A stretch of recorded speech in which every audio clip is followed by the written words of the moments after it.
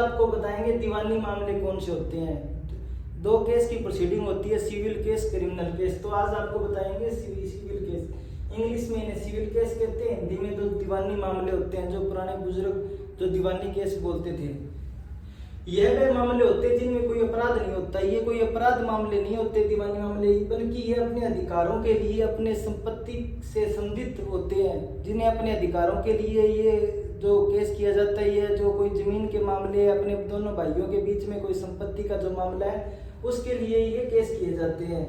संपत्ति विवाद वे होते हैं जी दो भाइयों के बीच में पैर तक समझी जो दादालाई जमीन है, उनके बंटवारे के लिए जो सिविल केस किया जाता है, दीवानी मामले किए जाते हैं। वह जो केस होते हैं, वह जो संपत्ति होती है, वह प्रॉपर्टी केस होते हैं। उसके बाद में आ गया उपभोक्ता विवाद, जो कंज्यूमर कोर्ट। जो कोई दुकानदार किसी ग्राहक से या उसे कोई प्रोडक्ट दे देता है, वह खराब हो जाता है या उसकी गारंटी खत्म हो जाती है, उसके साथ कोई गलत फ्रॉड कर देता है, या कोई जैसे बड़े मॉल में जो मालिक है वो गलत प्रोडक्ट देकर जो ग्राहक को गुमराह कर देते हैं, तो इसके लिए जो ये कंज्यूमर केस होता है। ठीक है। उसके बाद में पारिवारिक विवाद, फैमिली केस कौन से होते हैं। फैमिली केस वे होते हैं जैसे कोई तलाक का केस हो गया, खर्चे का केस हो गया, बच्चे की कस्टडी का केस हो गया। जो ये पारिवारिक आपस में पति पत्नी आपस में जो मुकदमे कोर्ट में केस करते हैं अपने फायदे के लिए, जैसे तलाक का केस हो गया, या कोई बच्चों की कस्टडी होगी, या कोई मतलब 13B का आपसी सहमति का तलाक हो गया।